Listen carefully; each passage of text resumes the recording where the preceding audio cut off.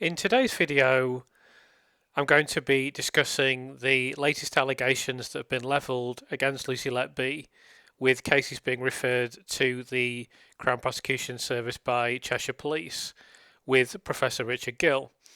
However, before we begin that interview, I wanted to do this introductory section just explaining exactly what the proposed charges are and also providing some other background information. So before we get into the actual cases related to Lucy herself, the day before this occurred, we saw Cheshire Police arrest three managers from the County Chester Hospital on suspicion of gross negligence manslaughter. These three people were in senior roles at the County Chester in 2015 and 2016 and have been bailed pending further inquiries, according to the Cheshire Constabulary. Their names have not been made public. So I have a few observations to make about this before we go any further. Firstly, it's difficult to understand why these people's names have not been made public when Lucy's name was made public from the very first arrest. And there were even pictures of her circulating in the newspapers. There are pictures of her signing in to a police station as part of her bail conditions and so forth. So why these executive names have not been made public seems inconsistent. I'm not really sure why that is. Probably we could guess these three people. I'm pretty certain I know which three it is. I'm not going to name them, even though two of them are blindingly obvious. But that seems an inconsistency to begin with. The second thing I would say is it seems a fairly extraordinary coincidence that Cheshire Police arrested these three managers one day and then the very next day they just happened to mention that they submitted further cases to the Crown Prosecution Service. Now, these are two separate events. They could have been released at any conceivable time. So it's very clear that this was simply a PR move, simply public relations from the Cheshire Constabulary. Now, I think it's pretty inappropriate for any kind of police body to be behaving in this fashion. It's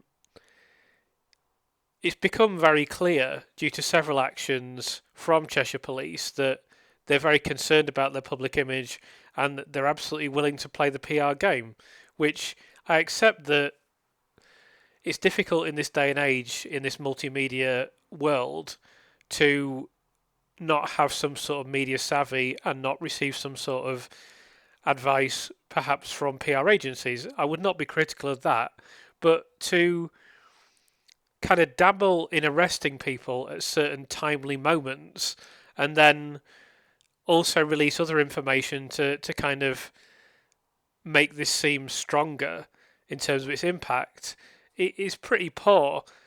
Under any circumstances, that would be poor, but given the very serious concerns about the legitimacy of the original court case and the charges and convictions against Lucy Letby, and also the fact, and this is of critical importance, these charges and these arrests, I mean, obviously these people haven't been charged yet, and they never will be charged.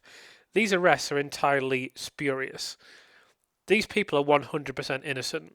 There is no way that they're going to be charged, let alone is there going to be a court case, because any barrister defending them can simply pick documents out the Thirlwell inquiry that 100% proves that they're innocent of this charge. There is no conceivable way that the police can charge these people. They would be making themselves look utterly ridiculous. Now, the full story of that has yet to come out, and I can't discuss the whole thing at this point in time. Hopefully there's going to come a point relatively soon where I can discuss this and discuss the background of the police investigation and discuss various other related issues. At this point in time, that's not possible. But I can say that I know for a fact that this arrest and any potential charge in relation to gross negligence manslaughter will go absolutely nowhere. There is no doubt that it will go nowhere because I know for a fact, just based on my own research, that these individuals are 100% innocent and any competent barrister is going to get them off this charge. So this would very much beg the question of why they've been arrested. And I think it's quite worrying that the Cheshire Constabulary think they can just randomly arrest people on these very serious charges. Gross negligence manslaughter carries a quite significant sentence. It is a very serious allegation, and yet these arrests are completely spurious. There's no evidence to support this whatsoever. We know this for a fact. In previous videos, I've highlighted the fact that the case was passed to Cheshire Police with, in their words, no evidence. It was passed to them with no evidence in May 2017. So what are they saying? Are they saying it should have been passed to them earlier with no evidence? How can that possibly be negligent? We know that the managers have run internal processes. We know that they've got external bodies in. We know that they've been through a grievance procedure at the hospital. We know that they have listened to the consultants. They have had meetings with them. They have asked them to provide evidence, etc., etc.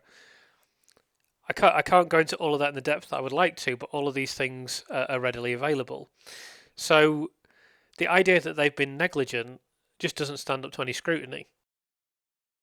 So I'll read some snippets from this article that's from Sky News, and then I'll also read a quote from a Guardian article on the same subject.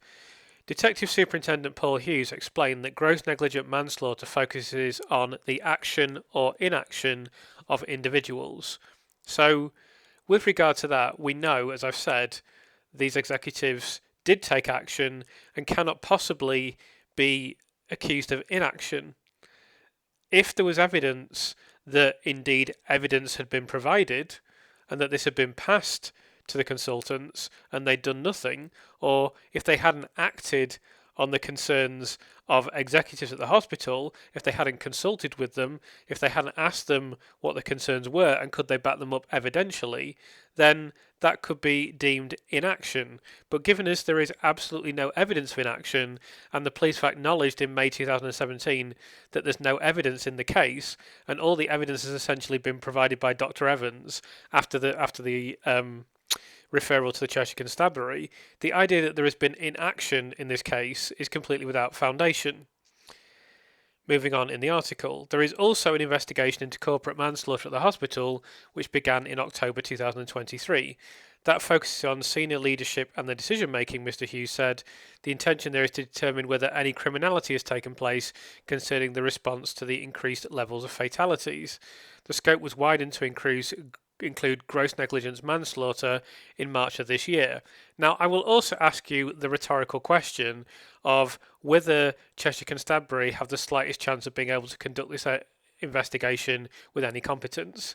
I won't answer that question. I'll just leave you to muse on that yourselves. Mr. Hughes said, "It is important to note that this latest development does not impact on the conviction of Lucy Letby for multiple offences of murder and attempted murder." He added, "Both the corporate manslaughter and gross negligence manslaughter elements of the investigation are continuing, and there are no set timescales for these. Our investigation into the deaths and non-fatal collapses of babies at the neonatal units of both the Council of Chester Hospital and the Liverpool Women's Hospital between the period of 2012 to 2016 is also ongoing."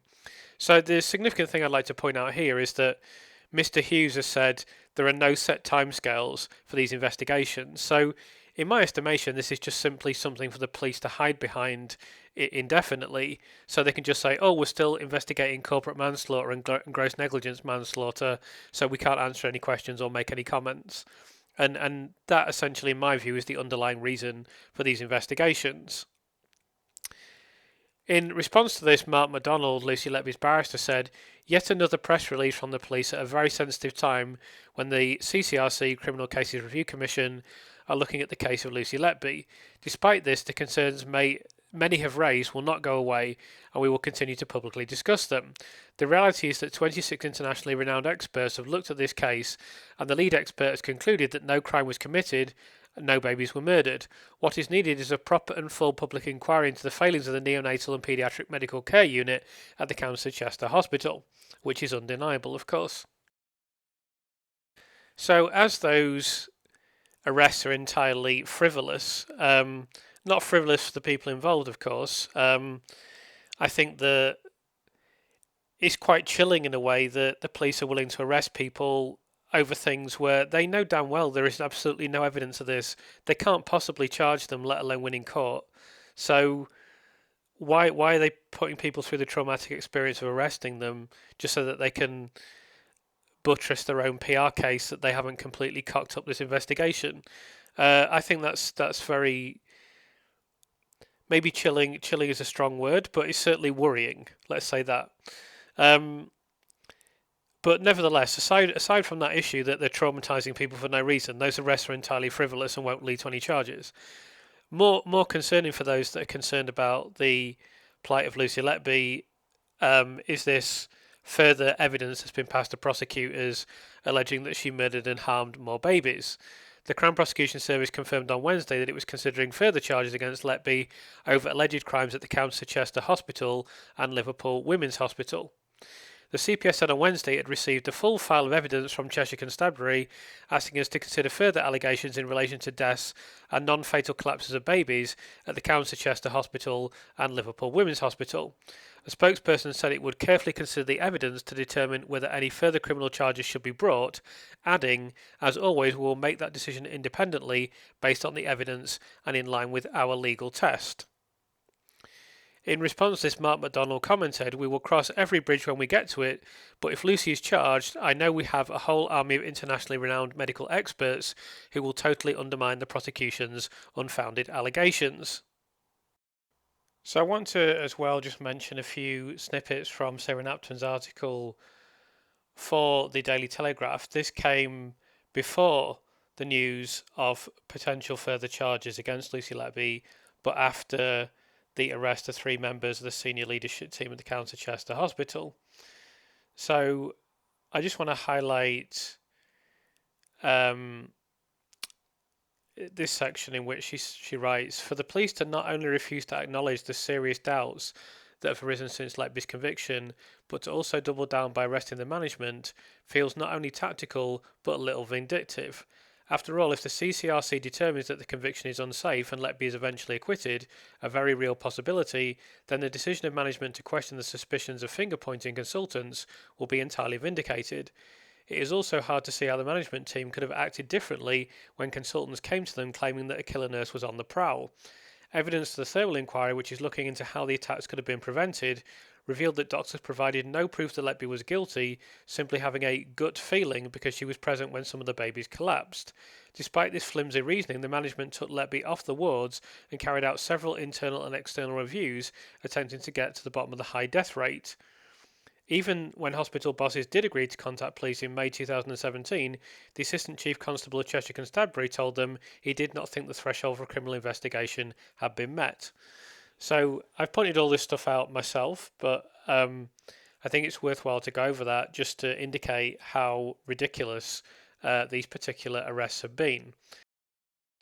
Then, in addition to this, Peter Hitchens has written an article in which, not for the first time, he's very critical of the Cheshire Constabulary, and quite rightly so.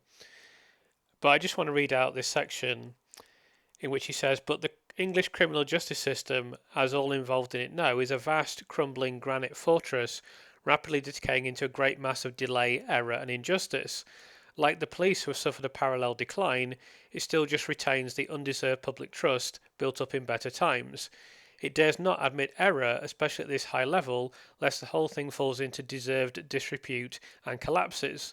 So when a former Health Secretary and highly regarded former Cabinet Minister, Jeremy Hunt, said recently that there were serious and credible questions about the evidence presented in court, the robustness of expert testimony, and the interpretation of statistical data, they were deeply worried. If thoughts like this begin to get the upper hand in the establishment itself, they are in grave danger, so they resist." So what I would like to say in relation to this as well is that one of the critical aspects of this case is putting pressure. I mentioned this before. Enormous pressure needs to be put on the criminal justice system. So they literally believe, right, well, if we don't do something about this case, people are going to doubt the criminal justice system itself.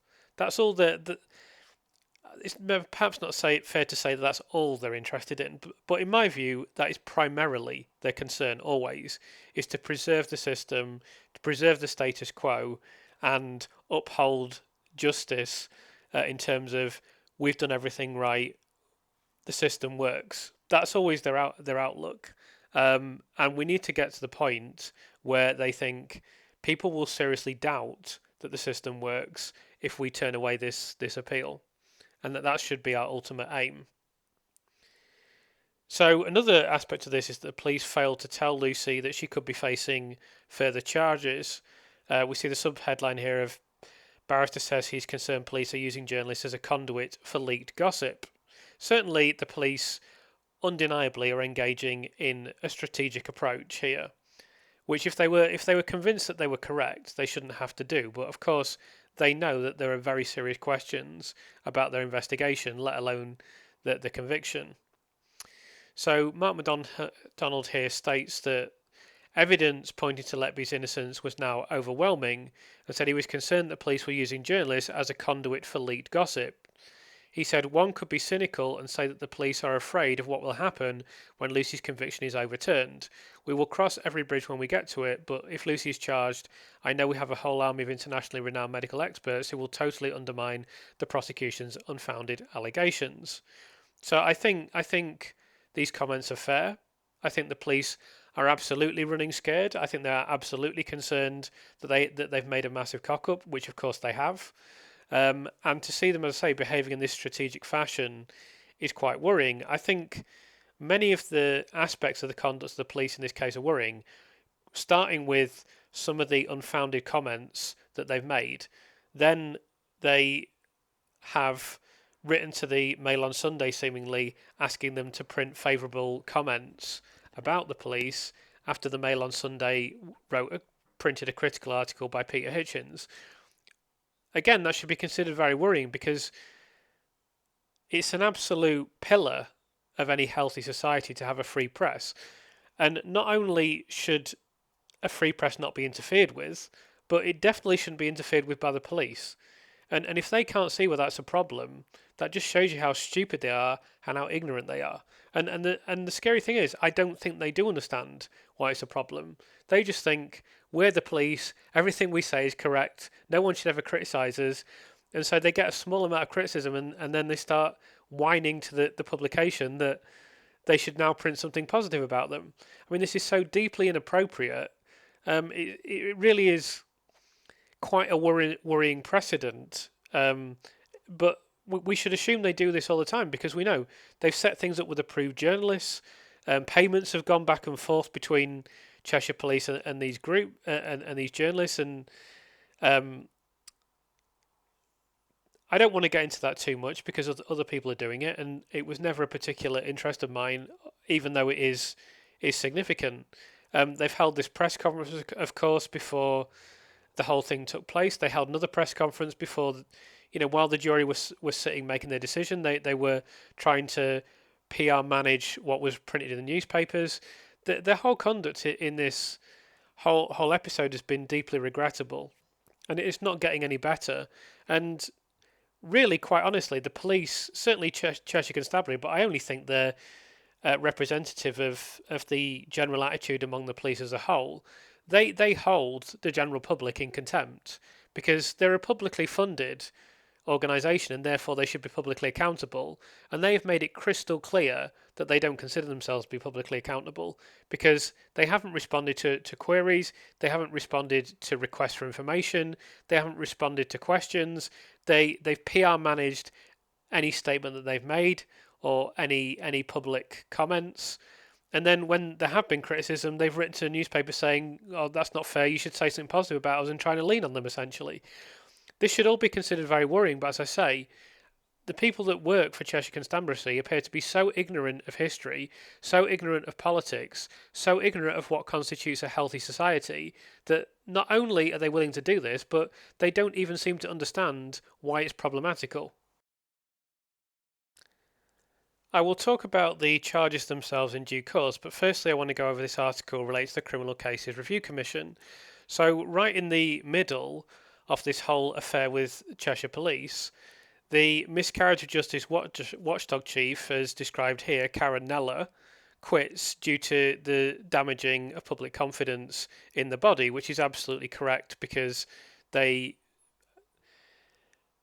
performance, if you want to call it a performance, in relation to Andrew Malkinson, described here as a bungled case, was abysmal. I mean, it's embarrassing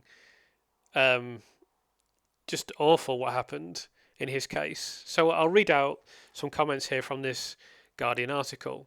The chief executive of the Miscarriage of Justice watchdog for England, Wales, and Northern Ireland has resigned after months of speculation after serious failings in the case of Andrew Malkinson.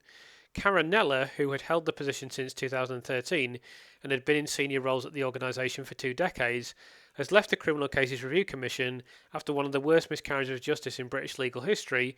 It was announced on Wednesday. Malkinson, who spent 17 years in prison for a rape in Greater Manchester that he did not commit, was cleared in July 2023. His case was knocked back twice by the CCRC until his legal team carried out crucial DNA testing that was repeated by the Commission and led to his release. In February, The Guardian revealed that Neller had spent thousands of pounds of public money on luxury French hotels while enrolled on courses at an elite business school at which the CCRC's then chair held positions. A report on the CCRC's handling of the case in July last year found a catalogue of failures, including that Malkinson could have been exonerated almost a decade earlier. What I should also say about this is that there's a very similar pattern from Greater Manchester Police, even the same region of the country, still in the northwest, in which they systematically withheld evidence and sought to defend their prosecution rather than seek justice for this innocent person, which, again, is chilling. What they did in that case was chilling. I've gone over it previously on the channel. I'll probably do it again in the future. Thousands of cases are now being reviewed as a result of the botched process. Neller was accused of attempting to sanitise the independent review by Chris Henley KC. Sources said that after she saw a draft criticising the body, she pushed hard to make sure there was no suggestion that the problems in the handling of Malkinson's case were systemic, which of course they clearly are. Sources inside the CCRC said there had been a rising frustration within the organisation in recent years that thinly stretched staff who cared about uncovering miscarriages of justice had been badly represented by its leaders, who they said haven't got a clue.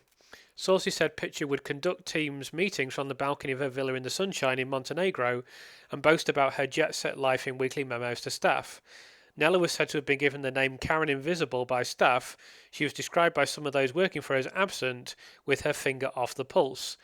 Now, obviously Karen Neller is being criticised here, but I wouldn't lay all the blame at her door. Obviously she seems she's been an absolutely lousy leader of this organisation, but a bigger problem with the appeal system is not only with the CCRC and the systemic issues of that organisation, but also with the Court of Appeal and the determination of the appeal system to uphold convictions, which has led to so many innocent people over the years having appeals rejected. And I'd like to do a history of that at some point, which I probably will. Then the next article I want to talk about is this one.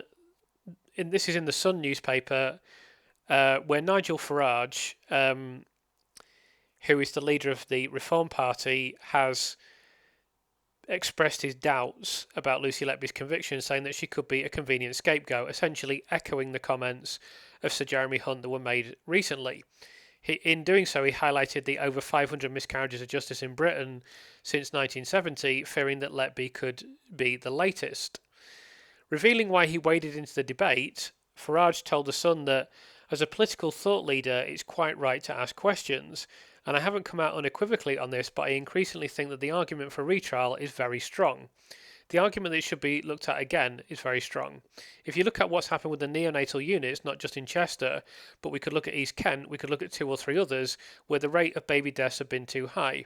I have this horrible feeling that she might have been a very convenient scapegoat. I'm not saying Lucy Letby is innocent, I'm not saying it's all made up. I've just increasingly over the months had doubts. And I think having confidence in our judicial system has been a fundamental point of what's made this country great. We, since Magna Carta all those years ago, have had more faith in our judicial system than any other European country, maybe even overall any other country in the world. And I think the Letby case raises serious questions. So it's interesting that, I mean, I absolutely echo the comments of Nigel Farage generally, but it's interesting that, again, he's making this, I mentioned this previously, he's making this argument, we think we've got the best judicial system in the world. You know, is there actually any basis for that? Is there any actual basis in reality or evidence for that belief? We're all brought up to believe this, we're all told this. You know, we're told that we used to have the best healthcare system in the world, we used to have the best this in the world, we used to have the best. Is it actually true? Because I see every single institution in the country crumbling personally, and I I don't doubt the fact that we do not have the best judicial system in the world, and we do not have the best criminal justice system in the world, and we do not have the best system of policing in the world. And I think that to argue otherwise is almost impossible at this time. However, I agreed with everything else that he said. Um, I'll just comment on this before I move on to the next article. So I understand that some people have reservations about Nigel Farage, and not everyone agrees with his politics. I understand that, but I unequivocally welcome him speaking out because he is a political leader. People may not know this, but as we sit here today, with the current Labour government in a terrible state, with Keir Starmer being widely criticised and justifiably criticised for doing what has been so far a pretty lousy job, Reform are actually odds. They are the favourites with the bookmakers to form a majority government to get the most seats at the next election. They are the most likely political party to form majority government. Now, that can easily change over time. I'm not saying that will definitely happen, but there is now a distinct possibility that we could see a major political change. Now, it would be very helpful to Lucy's causes, to Lucy's cause and Lucy's situation, if the leader of this party, that at the very least we can expect this party to gain a lot of seats at the next election and become far more significant. So if the leader of that party is speaking out, I mean, hopefully it can be resolved before the next general election anyway, but that's far from guaranteed. So if it's not resolved by that time, then having potentially even the Prime Minister, but certainly a far more, already is a significant political figure now, but potentially a far more significant political figure speaking out about this case, and by that time, I'm sure he'll have more doubts than he does now because he'll have more time to look into the case. People will try to get information to him, no doubt, and I'm certain he will come out as Sir David Davis did on the side that this is a miscarriage of justice and there needs to be a retrial, it needs to be re-examined, etc. So I do think that this is unequivocally a good thing. I understand that people have doubts about it. I don't honestly share those doubts. I don't really care what people's politics are. All I care is that they're going to speak out in favour of Lucy and they have a big following. This is in the Sun newspaper. This is getting this case and this cause in front of millions of people that typically their political perspective would be string them up as soon as you possibly can. So to get this in front of those people and to get an alternative perspective, and Richard Gill's done a fantastic job. I believe I've mentioned that in the interview that I'm going to screen after this. That's magnificent. It's a wonderful thing. It's something that has never been achieved before. So I view that absolutely as a good thing. And I'm not in any way dismissing other people's opinions. Everyone's entitled to their own opinion. But to get any prominent political figure coming out in this way is massive, and we need more. And we're just not in a position to sit around waiting for someone from the political left to come out. That hasn't happened yet. There's no prospect of it happening, seemingly. No one has done it yet. I do think this lady, I believe her name is Saldana, who has left the Labour Party and is supposedly going to form a party with Jeremy Corbyn, who's been very outspoken on numerous issues. I think she's a distinct possibility of someone that can be targeted to speak out on this case. But I do know constituents of hers who have contacted her and she hasn't been very receptive yet. So we haven't got him on the left yet that's speaking out, so we can't just sit around waiting for that to happen. We need prominent political figures. Nigel Farage is one of the most recognisable politicians in the country, and he is backing this quite strongly. So we should absolutely welcome that, in my opinion. Finally, I just wanted to move on to this article that was published in the Irish Times. Lucy Letby case roils Britain's legal and medical establishments. So this article comments, 2 years on, the story about Letby is morphing into a horror show of a potentially different variety for Britain's medical and legal establishments. The 35-year-old languishes in prison serving a whole life order. As it stands, she will never be released. Yet after 4 court cases, 2 trials and 2 failed appeals, I'm not sure that really constitute court cases, but never mind. Almost 2 years into a public inquiry and deep into a fresh police investigation of events at the hospital, the sense is that Britain is even less certain now of what happened than it was before. So it's interesting that this article in the Irish Times is published at the time that the executives were arrested. I believe it was before these cases were passed to the Crown Prosecution Service. So still obviously acknowledging the elephant in the room that this is a very unsafe conviction and there are very serious problems with it. But I thought it was interesting tonally that the Irish Times was willing to print this at a time when more allegations are being levelled at Lucy. So with regard to the cases, I just want to go over a few things briefly. I thought I was under the impression that there were 12 separate charges. I believe I've read that somewhere, so I think I'm I think I'm correct in saying that. That doesn't mean that there are 12 infants. It can be related to a very small number of infants. We'll have to wait and see. We don't know the details of that. In the earlier articles, it's mentioned that these are at the County Chester and Royal Liverpool Hospital, but that doesn't mean that the charges, if they come, will be at both of these hospitals. The investigation has encompassed both Chester and Liverpool, but all of the charges could be related to one hospital. We don't know at this time. The likelihood is that most of these cases are going to be related to tube extubations. There was also an incident where a chest drain fell out that is extremely similar that was reported in the Times in December of last year. And it's possible that they'll drag this case up as well. I don't think there's going to be any medical evidence in this court case whatsoever. And so in terms of expert witnesses, I expect them to be from the County Chester Hospital and from the hospital in Liverpool. I don't expect there to be any expert witnesses such as Dr. Evans in this court case. They may possibly recruit one or two to confirm very small points, but I'm not even sure that will happen. I think it'll be a coincidence theory claiming that Lucy is deliberately extubated babies, even though that these claims are ridiculous and have been discredited. And obviously there's massive problems with the Child K case now. The name of Yoxall, a guy called William Yoxall, sometimes referred to as Bill Yoxall, has come up. And I'm going to cover that in a second. I firstly want to say that I don't know whether there will be charges on these cases or not. It's impossible to say. I have spoken to someone who's credentialed, and they said they believe it's very unlikely that there will be charges for these cases, but I don't think anyone can say that with confidence because we just don't know what the Crown Prosecution Service will do. They're obviously applying this kind of generic cookie cutter template that they have, and they will try to make a decision on that basis. I mean, they're essentially completely unqualified to make a decision.